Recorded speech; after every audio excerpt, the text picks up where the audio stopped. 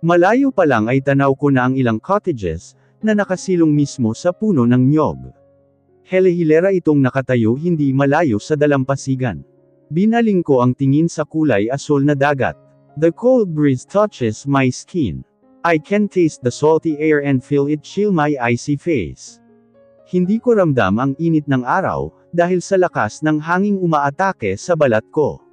Habang ang ilang hibla naman ng pinong buhangin, ay nagbibigay init sa paa.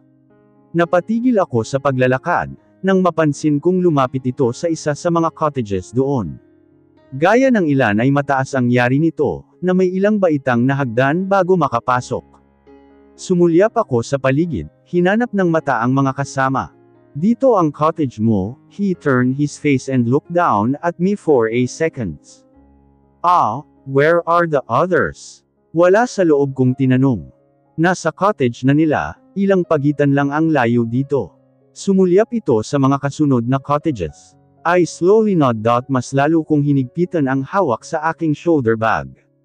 Inumpisahan na nitong umakyat para buksan ang pinto, at diretsyo nang pumasok sa loob.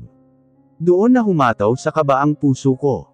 I could feel the blood pulsing through my veins as I took a carefully steps towards the door.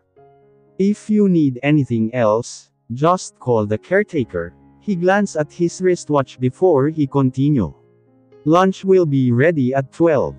Ipapatawag na lang kita mamaya, he said calmly, hand slide at his pants pocket and glance over me. I nod slightly, habang iniikot ng tingin ang loob ng cabin. May dalawang silid ito at may kusina rin sa bandang sulok, habang ang salas ay may katamtamang laki ng mesita at parihabang silya. Sa kanan ko ay naroon ang round table na may 2 seats, katabi mismo nito ang maluwang na bintana, kung saan abot tanaw mo lang ang dagat ng Gala. Where is your cabin? Bumaling ako dito ng tingin. He fixed me with his gaze in wonder and curiosity. Umangat na ang dalawang kamay nito, at niyakap sa kanyang dibdib. Why does it matter to you? He asked, then gave me cockily smile. I sucked in a shaky breath and looked away, hindi ko dapat yun tinanong pa. He lowered his eyes and leaned casually against the table. Our cabin is right next to yours, sagot niya. Dahan-dahan akong tumungo, at bahagyang hinilot ang batok matapos ay pumikit. Mukhang nang awit ang leeg ko sa biyahe namin kanina habang tulog ako. My eyes feel heavy when I open them and slowly crane my neck towards him. Gab stares at me very seriously for a moment. Ngunit hindi nakaligtas sakin ang pag-angat ng labi, habang pinanonood ang ginagawa ko. I'm okay here. Pwede mo na akong iwan. Nilapag ko ang shoulder bag ko sa mesita, at nilampasan ito para tunguhin ang kusina. I'm having an uncomfortable feeling inside my throat, kanina pa ito nanunuyot sa uhaw. I opened the fridge and took a bottled water, and take a long swig. Suddenly I heard a heavy step towards my back. Hindi ka pupunta dito nang walang dahilan. Tell me, what are you planning to do? He whispered sensually at my ears.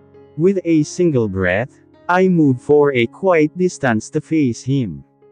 Kinailangan ko munang lumunok at tingalain ito, dahil halos ilubog niya ako mula sa kanyang pagkakatayo. What are talking about? Bahagya akong nagtaas ng boses, para iparating ang sensibilidad ko sa sinabi. You know, what I talked about Alora. His words rang in my ears roughly. Napasinghap ako at pinasadahan ang labi, bago muling tumingin dito. I leaned my back against the kitchen sink and looked up at him. Mr. Rockwell, hindi kaya ikaw ang may planong gawin? Hindi kasi magandang nandito ka sa cottage ko, habang nasa kabila lang ang asawa mo. I said without a blink. He stared emotionlessly at me for a while. Tila may binabasa na kung ano sa mga mata ko, at sa huli ay ito mismo ang nag-iwas ng tingin. Gusto ko lang sabihin sa iyo. I love my wife so much, he muttered closely. The undescribable pain coursed through my body. I felt my whole body start to fall but I quickly made a break and lifted my eyelids to shoot a glance at him. Mr. Rockwell, hindi ko tinatanong kung gaano mo kamahal ang asawa mo. And don't care if you're madly in love with her. I just wanted to rest, so please leave me alone. I held my breath trying to calm myself. Pidgel ko ang mga luhang ibig maglandas sa pisngi ko. Every time he spoke, his word would trample all over my heart. Naiinis ako sa sarili ko, kung bakit hindi ko ito kayang pigilan. He stared unwaveringly at me, jaw tensed hard. Suddenly he took one step closer and cornered me at the kitchen sink. Then why those tears wanted to spit out ha? He said calmly. Lumapat ang dalawa nitong kamay sa magkabila kong gilid, habang hindi inaalis ang titig sa akin. I just wanted to find a crack in ground and go in. Huling-huli niya kung paano ako paaminin, kaya wala na akong nagawa kundi ang yumuko. His hand reached up, slowly lift up my chin and I am started to shiver gently. Buong lakas kong sinalubong ang titig niya na puno ng pagtatanong.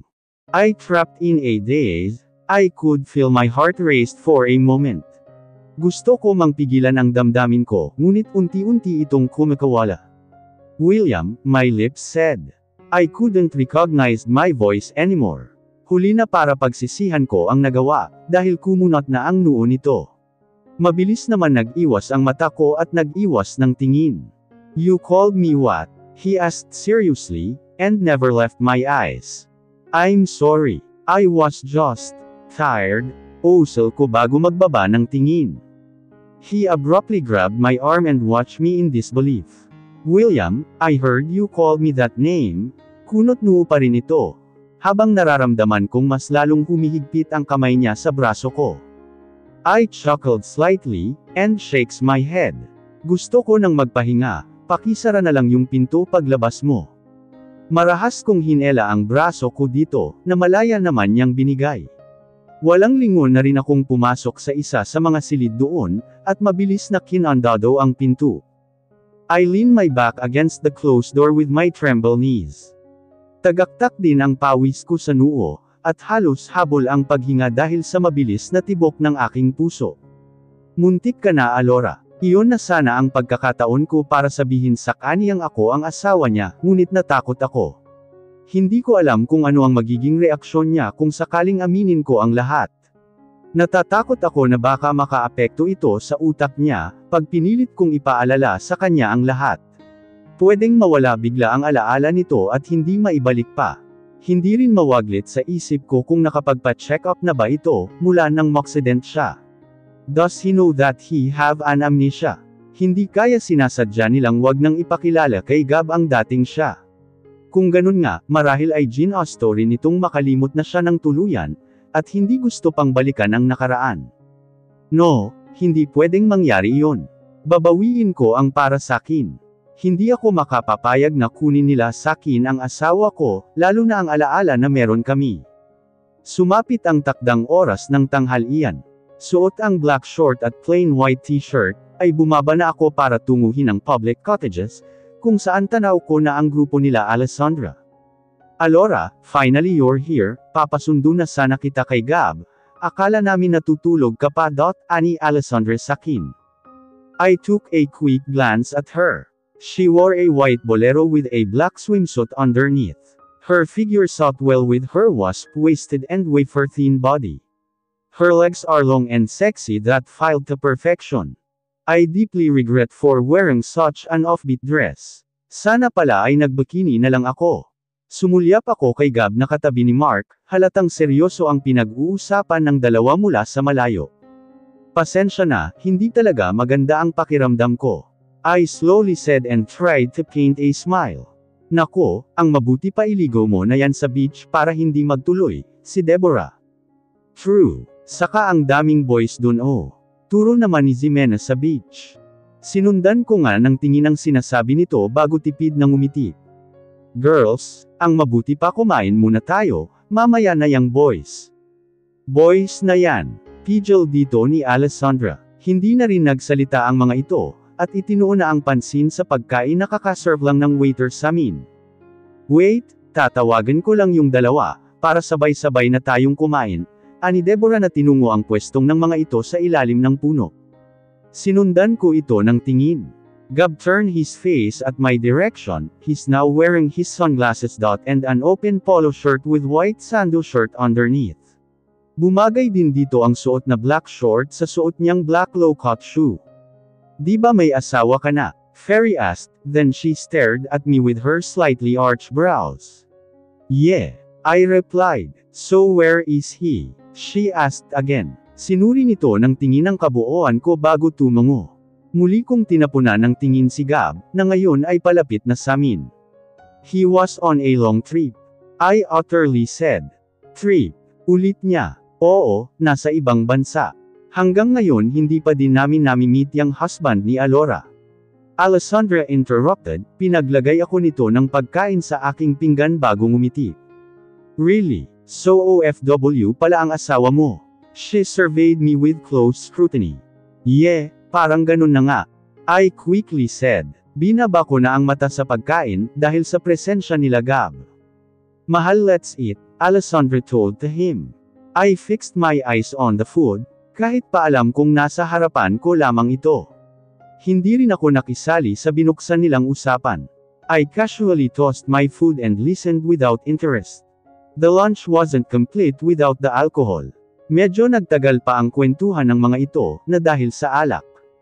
Hindi rin maiwasan mapasulyap ako kay Gab, kada lalagyan nito ng whiskey ang aking baso, thanks. The moment he felt my gaze upon him, he lifted his brows and slowly shot me a glance, that shivered my nerves big time. Under his gaze, his eyes drifted towards the exposed flesh of my tender neck. I snapped out of my gaze just like that. Sinandig ko ang likod ko sa kawayang upuan, para bigyang pansin ang umiinit nilang usapan. Really, nakabili ng resort dito si Zachary. Ximena exclaimed. Yes, actually I invited him to join us today. Fairy stated excitedly. Pansin ko ang pananahimik ni Alessandra sa binuksang topic ni Fairy. Mas pinili nitong ituon ng pansin sa pagkain. Sino ba yang Zachary na yan? Palagi ko na lang naririnig na iyan ang topic niyo ha. Mark interrupted, bumaling ito kay Deborah na kunot ang noo. Isa sa mga naging client namin. Si Fairy, she bluntly emphasized her word before turning her gaze to Alessandra. Mas magandang ang mamit natin yan. Ito ba yung big-time client niyo recently? Gab asks. Siya nga, actually siya din yung client namin noong nag-out of town kami noong nakaraang buwan. She added. Pansin ko ang bahagyang pagsulyap ni Gab kay Alessandra, bago magtango. Good? I want to thank him personally for patronizing your business affair, he said, then he shrugged a bit. The rest of the meal passed in a blur. Masyado yata akong madaming nainom. Kaya nang dumating ang sinasabi nilang Zachary, ay hindi ko na lang ito binigyang pansin. Tara, swimming na tayo. Si Deborah nahila na sa braso si Mark. Nanatili sa cottage sina Fairy kasama ang bisitang si Zachary, samantalang si Ximena ay sumunod naman kila Mark. I'm glad to finally meet you, Mr. Rockwell. Palagi kang bukang bibig ni Alessandra sa akin noong nasa Paradise Island kami. Gab nodded, he remained emotionless, habang hawak sa kamay ang baso ng whiskey. Alam mo ba, plano din niyang magtayo ng resort malapit sa San Marcelino, si Fairy na maluwang ang ngiti sa amin. It's good to hear that. Kaya lang medyo hindi pa masyadong develop ang lugar na iyon. Madalang din ang tao, Gab stated.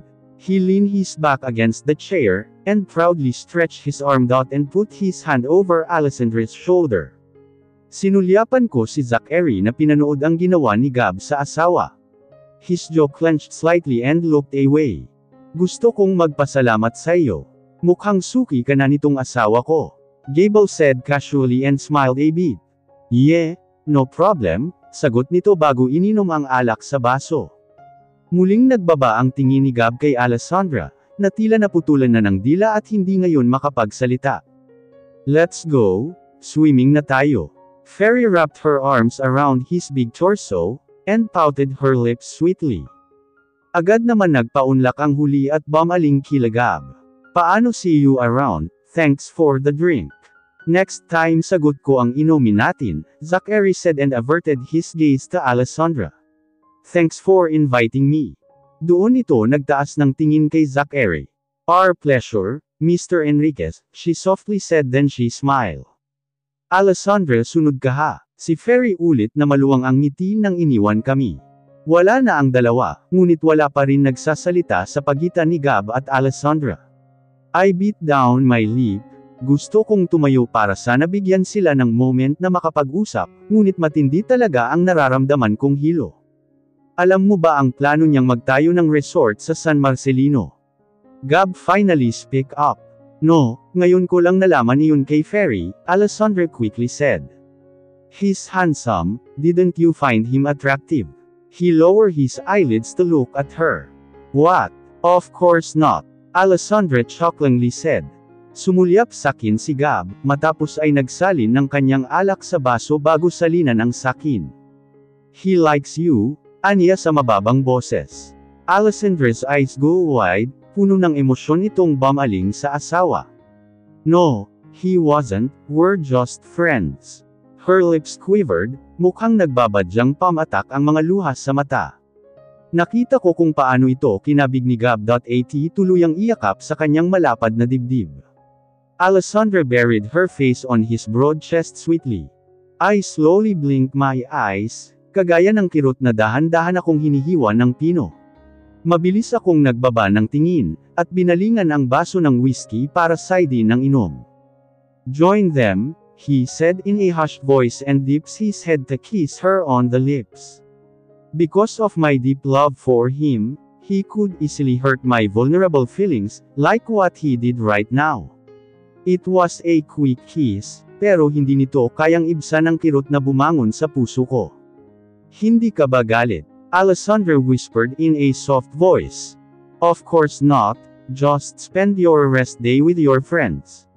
Susunod ako, he said and tapped her head slowly. Ikaw Alora, hindi ka pa ba maliligo? Baling naman sakin ni Alessandra. Sige susunod ako. I'll just finish this. Itinaas ko dito ang baso ng whiskey na kasasalin ko lang. Okay, tumayo na ito, hinubad ang bolero niyang suot, at tumakbo na patungo sa mga kaibigan. Hindi ko maitatanggi ang kinitong ganda na angat sa lahat. Walang duda na hindi malayong magustuhan ito ni William, kahit pa may amnesia siya. Ubusin mo na yan at sumali ka sa kanila. Gab said in his undertone voice. Ikaw, pansin ko ang pag-igting ng panga nito, at marahas na nagbuga ng hangin mula sa dibdib. I'm fine here, I don't like bitch, aniya. Kumunot ang noo ko, pero sa huli ay may napagtanto. Why? Is there a problem? Hindi ka ba marunong lumangoy? He clenched his jaw tight, and poured himself a drink. Isang lagokon lang niya iyon ininom, matapos ay tumitig sa mga mata ko. Wala akong balak subukan, tipid niyang sagot. Napalabi ako, unti-unti kong naiisip kung ano ang dahilan ng hindi niya paglangoy. Why don't you try? Malay mo kaya mo palang lumangoy. Nakalimutan mo lang kung paano. I said casually, gusto kong may maalala ito. Agad na tumaas ang tingin nito sa akin, his eyes were so dark. I was shocked to say I found nothing inside but pitch of black iris. I blinked and slowly bring the glass to my lips. Is there something bothering you?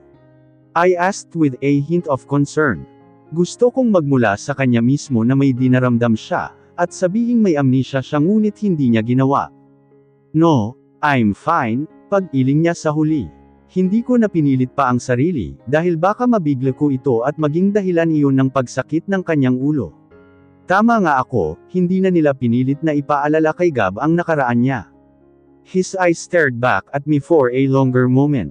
Unti-unti akong nakakaramdam ng pag-iinit ng dalawang pisngi, dahil sa binibigay nitong tingin sakin. Wala sa loob na sinaid ko nang inom ang baso ng whiskey, bago magbaba ng tingin. You took a unreasonable leave without my permission. Tell me, gaano kahalaga na ipagpalit ang trabaho mo para sa 2 linggong bakasyon? He leaned his back against the chair, while crossing his arm over his chest securely. Birthday ni Dad, I utterly said. Sandali akong tumuno sa dagat, kung saan abala ang mga ito sa paglangoy. Kumaway si Alessandra sakin na bahagya kong ginantihan ng ngiti. Masyado yatang matagal ang 2 weeks para i-celebrate ang birthday ng dad mo. Aniya sa hindi makapaniwalang boses. I heaved a deep sigh and looked into his eyes. But it was like nothing was there to behold. Tila gusto lang niyang malaman ang rason ng pagliban ko, wala at ng iba pa. I had been visited my in-laws, sina Isaiah, Zia at si Kesha. Pansin kong natigilan ito sandali. Maging ang pag-igting ng panga ay mababanaag sa kanyang mukha. Kamusta sila? He asked immediately. My eyes go wide. Hindi ako makapaniwalang itatanong niya ang bagay na iyon sa akin. I looked up at his eyes again, but I could see nothing. His eyes were a bottomless full of darkness. Tila walang alam sa mga pinagsasabi ko. They were fine, dalaga na si Zia at si Kesha naman ay nasa grade school. Si Isaiah, he's currently working as a accountant supervisor sa isang malaking kumpanya sa Queensland. Ngumiti ako habang binabanggit isa-isa ang pangalan ng mga ito. Well, it's good to hear that. And your husband? He finally asks. I smiled bitterly at muling tumuno sa malamig na dagat. I don't know. Siguro masaya siya ngayon kung saan man siya naroon, bulong ko sa hangin. He maybe not. Lumingon ako dito na puno ng pagtataka, habang siya ay nagkibit balikat lamang sa akin. You were bound together as one. He should be there for you, loving you completely, usal niya sa mababang boses. Pero hindi yun ang nakikita ko sa kanya. Mukhang masaya na siya sa piling ng iba ngayon. I utterly said, madiin ko ding kinagat ang ibabang labi ko, para pigilan ang luhang nais pamatak. Hindi ito sumagot, muling sinalina ng alak ang walang laman kong baso. Pero suot mo pa rin ang singsing mo, umaasa ka pa rin na babalikan kanya, tama ba ako? He said in a hushed voice. I lower my head down. Pinasadahan ng tingin ang singsing sa aking daliri, bago ngumiti ng mapait. I don't know, my voice surprisingly cracked. Tighten my lips and exhaling.